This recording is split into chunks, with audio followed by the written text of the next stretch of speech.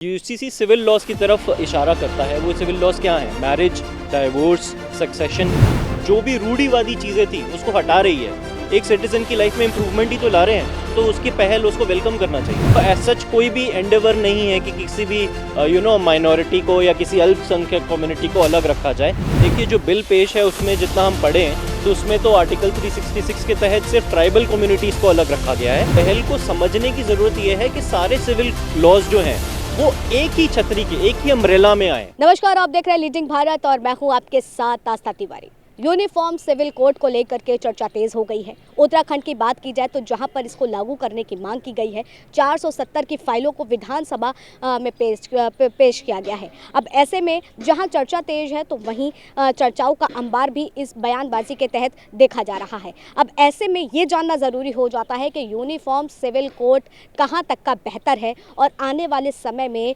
भारत को ये किस ओर ले जाएगा, किस दिशा की ओर ले जाएगा। इसी पर चर्चा करने के लिए हमारे साथ सुप्रीम कोर्ट के लॉयर सार्थक अरोड़ा जी मौजूद हैं, जिनसे हम चर्चा करेंगे। सार्थक जी, सबसे पहले सीधा सवाल आपसे यही लूंगी कि अगर यूनिफॉर्म सिविल कोड आज के समय भारत में आ जाता है तो इसके इम्प्लीमेंट में कितना समय लगेगा? देखिए, इसकी रैमिफिकेशन समझने के लिए पहले हमें समझना होगा कि यूनिफॉर्म सिविल कोड यूसीसी है क्या। यूसीसी सिविल लॉज की तरफ इशारा करता है। वो सिविल लॉज क्या हैं? मैरिज, डाइवोर्स, सक्सेशन, इन सब चीज़ों के और लिव इन रिलेशनशिप्स की सैंक्टिटी, इन सब चीज़ों पे हम फोकस करते हैं। क्यों लाना ज़रूरी है? क्योंकि बहुत डाइवर्स रिलीजन्स है हमारी कंट्री में, लेकिन सिविल लॉ एक ही गवर्न करे, इसलिए यूसीसी का एम्बिट हमारे लिए बहुत ज़रूरी है। और एक बहुत अच्छी पहल है उत्तराखंड की तरफ से, जो कि विमेन राइट्स को अगर हम देखा जाए और चिल्ड्रन के राइट्स पे देखा जाए, बहुत अच्छे अच्छे कदम उठाए हैं और बहुत सराहनीय हैं। अच्छा, सार्थक जी, ये मैं जानना चाहूँगी कि यूनिफॉर्म सिविल कोड को लेकर के ये कई सारे मत हैं। जैसे उत्तराखंड में जो 470 के पेश किए गए हैं, उसके अंदर ये कहा गया है कि अल्पसंख्यक लोगों को इससे दूर रखा जाएगा। लेकिन आज भी लोगों का ये सवाल खड़ा हो रहा है जनता के बीच में कि अल्पसंख्यक को इससे दूर क्यों रखा जा रहा है। देखिए, जो बिल पेश है उसमें जितना हम पढ़े हैं तो उसमें तो आर्टिकल 366 के तहत सिर्फ ट्राइबल कम्युनिटीज़ को अलग रखा गया है। उसके अलावा जितने भी रिलीजन्स हैं उसको एक ही एम्बिट में लाने की कोशिश की गई है। तो एज सच कोई भी एंडेवर नहीं है कि किसी भी माइनॉरिटी को या किसी अल्पसंख्यक कम्युनिटी को अलग रखा जाए। ऐसा सरकार का बिल्कुल भी एक पहल नहीं है। सरकार सिर्फ और सिर्फ वेलफेयर चाहती है, विमेन का, बच्चों का, सीनियर सिटीजन्स का, कि सब एक ही एम्बिट में रहें और एक ही लॉ से गवर्न हो, जो कि बहुत अच्छी पहल है। बहुत अच्छी। इस एक्ट के अंतर्गत देखा जाए तो कितनी धाराओं में परिवर्तन होगा? ये अभी बिल है। बिल में बहुत सारा रैमिफिकेशंस हैं। सेक्शन 3 और सेक्शन 4 बहुत इंपॉर्टेंट हैं, जिसमें उन्होंने बताया है कि लिव इन रिलेशनशिप्स की सैंक्टिटी क्या है। उसमें सैंक्टिटी ये दी जाती है कि जो उसमें से ऑफ स्प्रिंग्स होंगे, जो बच्चे होंगे, वो लेजिटिमेट कंसिडर किए जाएंगे। दूसरा, वो कहते हैं रजिस्ट्रेशन ऑफ लिव इन बहुत ज़रूरी है, जो पहले नहीं था। ठीक है, तो ये सारी चीज़ें हैं क्योंकि ओनस उन पर है जो लिव इन में रह रहे हैं। ठीक है, हम इसे अगर हम मॉडर्न यूएस यूके से कंपेयर करें या वेस्टर्न कंट्रीज से कंपेयर करें तो दे स्टार्ट जस्ट कोहैबिटिंग, वो रुकना शुरू कर देते हैं। लेकिन उत्तराखंड गवर्नमेंट ने ये कहा है कि इसकी रजिस्ट्रेशन विद इन 6 मंथ्स ज़रूरी है, अदरवाइज फाइन इम्पोज होगा। तो एक अच्छी पहल है। अच्छा, मैं ये भी जानना चाह रही हूँ कि जैसे आपने अभी वेस्टर्न कल्चर की बात करी, तो भारत में अगर बात की जाए तो भारत की संस्कृति के साथ में हर कोई वेस्टर्न कल्चर को भी अपनाता जा रहा है। तो उसमें ये यूनिफॉर्म सिविल कोड कितना फायदेमंद साबित हो सकता है? देखिए, इस पहल को समझने की ज़रूरत यह है कि सारे सिविल लॉज जो हैं वो एक ही छतरी के, एक ही अम्ब्रेला में आए। ठीक है, तो जो हम गवर्न है, आप और मैं, जो सिटीजन्स गवर्न हैं, उनको खुशी होनी चाहिए कि सिर्फ रिलीजन के बेसिस पे आप और मैं अलग नहीं है, कि हिंदू, मुस्लिम, सिख, ईसाई सब एक ही बराबर ट्रीट किए जाएंगे। और स्पेशली मुस्लिम वुमेन के केस में तो मैं कहना चाहूँगा, क्योंकि बायगमी जो इतने टाइम से एक कंट्रोवर्शियल डिबेट चलती आ रही है, कितनी कोशिशें की हैं, सालों की कोशिशें मुस्लिम वुमेन की यही है कि हमारे साथ प्रताड़ना ना हो। ये यूसीसी उसको गवर्न करेगा, एक बहुत अच्छी पहल है। अच्छा, तो मुस्लिम समुदाय के लोगों का भी ये कहना है कि ये अगर लागू होता है तो उनकी शरीयत के खिलाफ है।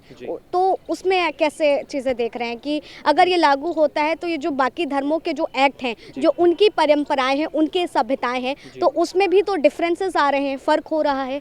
देखिए, हम सिर्फ एक कम्युनिटी की तरफ क्यों जाएं? क्रिश्चियन कम्युनिटी भी है, पारसीज भी हैं, ज्यूज़ भी हैं। अब जो अपने टॉपिक का वो सेंसिटिव और कंट्रोवर्शियल है तो उसमें मैं इतना कमेंट नहीं करूंगा। लेकिन यूसीसी की इंटेंशन समझिए, क्या वो वेलफेयर के लिए बना है? हाँ, किसके वेलफेयर के लिए बना है? Women, children, senior citizens. तो हमें तो ये देखना चाहिए ना, सरकार किसी अच्छे कदम की तरफ इशारा कर रही है, जो भी रूढ़िवादी चीज़ें थी उसको हटा रही है, एक सिटीजन की लाइफ में इंप्रूवमेंट ही तो ला रहे हैं, तो उसकी पहल उसको वेलकम करना चाहिए। उत्तराखंड के टॉपिक में 3 मुख्य इसमें बिंदु थे, जिसमें बहुविवाह, हलाला और लिव इन रिलेशनशिप। इन तीनों पर जो काम किया गया है, कोर्ट इसको किस तरीके से देख रहा है और आने वाले समय में क्या कुछ बदलाव हो सकता है? देखिए, जो 3 चीज़ें आपने मेंशन की, बहुविवाह, एक से ज़्यादा शादियाँ, दूसरा हलाला, ये मुस्लिम लॉ का कॉन्सेप्ट है कि 2 शादी करने से पहले बीच में इद्दत पीरियड और बहुत सारी चीज़ें आती हैं। तीसरा लिव इन रिलेशनशिप, ये एक मॉडर्न कॉन्सेप्ट है। अब तीनों की अमेलगमेशन करके देखा जाए तो कौन है सेंटर पॉइंट? विमेन, ठीक है। तो हमें ये देखना चाहिए क्या कुछ इजाफा हो रहा है इस यूसीसी की वजह से। हाँ, हो रहा है। क्या कहता है यूसीसी? यूसीसी कहता है at the time of marriage there should not be a living spouse, ठीक है। सीधा मतलब है एक टाइम पे एक ही शादी, ठीक है। तो किसका बेनिफिट हो रहा है? लेडीज़ का बेनिफिट हो रहा है, ठीक है। झूठ बोल करके शादी में भी लेडीज़ का बेनिफिट हो रहा है। उसमें से अगर बच्चा पैदा हो जाए, कोई ऑफस्प्रिंग्स हो जाए, वो भी लेजिटिमेट हो, तब भी मेंटेनेंस के केसेस में तब भी लेडीज़ को। तो ये एक बहुत एक पॉजिटिव आउटलुक से देखा जाए तो कहीं ना कहीं महिलाओं को आगे बढ़ाने के लिए, पुरुषों के बराबर लाने के लिए भी ये काम करेगा। देखिए, पुरुषों के बराबर लाने के लिए तो हमारा आर्टिकल 14 इक्वालिटी, वो बहुत अलग चीज़ आ जाती है प्रोफेशंस में। अभी हम सिर्फ मैट्रिमोनियल अलायंस की बात कर रहे हैं, सक्सेशन की बात कर रहे हैं, मेंटेनेंस की बात कर रहे हैं, एलिमनी की बात कर रहे हैं, डिवोर्स की बात कर रहे हैं। तो एक कोहैबिटेशन, एक मैट्रिमोनियल लॉ में कैसे ये चलेगा, तो एक अलायंस में वुमेन को भी उतना ही इंपॉर्टेंस दी जाए जितनी एक मैन को मिलती है। अच्छा सार्थक जी, 2 सवाल और लूंगी। बात की जाए तो देश में गोवा में पहले से ही यूसीसी लागू है, जो कि पुर्तगाल के समय की बताई जाती है, और भारत, अगर बात की जाए उत्तराखंड में एक बार फिर से इसकी चर्चा चढ़ गई, तो दोनों जगह के डिफरेंसेस क्या होंगे, क्या क्या जो मुख्य पॉइंट है, मैं वो जानना चाहती हूँ। उनका जो कोड है वो आई गेस 1867 का है, काफ़ी पुराना है। और जो हमारा नया यूसीसी उत्तराखंड की तरफ से जो बिल पेश किया गया है, वो मॉडर्न अलायंसेस को सोच के रखा गया है, लिव इन रिलेशनशिप को इनकॉर्पोरेट किया गया है, उसकी रजिस्ट्रेशन को इनकॉर्पोरेट किया गया है, उसमें से निकलने वाले ऑफस्प्रिंग्स को इनकॉर्पोरेट किया गया है। तो मुझे लगता है 2024 के नज़रिए से देखेंगे तो ऑब्वियसली इसमें बहुत सारी चीज़ें एडेड होंगी, जिस मतलब हमें इसको एक पेडेस्टल लेके बाकियों की तरफ चलना चाहिए, तो हमें इसको ज़्यादा इंपॉर्टेंस देनी चाहिए। एक देश एक कानून, अगर ये भारत में, पूरे भारत में ले आया जाता है, जैसे उत्तराखंड में पहल हो गई है, क्राइम को कितना कम कर देगा? देखिए, ये एक क्रिमिनल जूरिस्प्रूडेंस का सवाल है देखा जाए तो। क्राइम क्यों होता है? एंगर, फ्रस्ट्रेशन जब एक इंसान में आती है, ठीक है। अब क्राइम होने के बहुत सारे रीजंस होते हैं कि वो अपने आप को विक्टिम समझता है। अगर आपको लगता है कि आप एक इक्वालिटी के पेडेस्टल पे हैं और आपके साथ अन्याय नहीं हुआ, तो शायद वो बंदा क्राइम की तरफ नहीं जाएगा। तो बहुत मेजर चेंज तो नहीं, पर सिविल लॉज की बात कर रहे हैं हम, क्रिमिनल की बात कर भी नहीं रहे। तो अगर आपको और मेरे को ये लगेगा कि हम एक ही अम्ब्रेला, एक ही एम्बिट के अंदर हैं, तो हमें अच्छा ही लगेगा। तो ये एक अच्छी पहल की तरफ से मैं देखता हूँ as a citizen and also as a lawyer.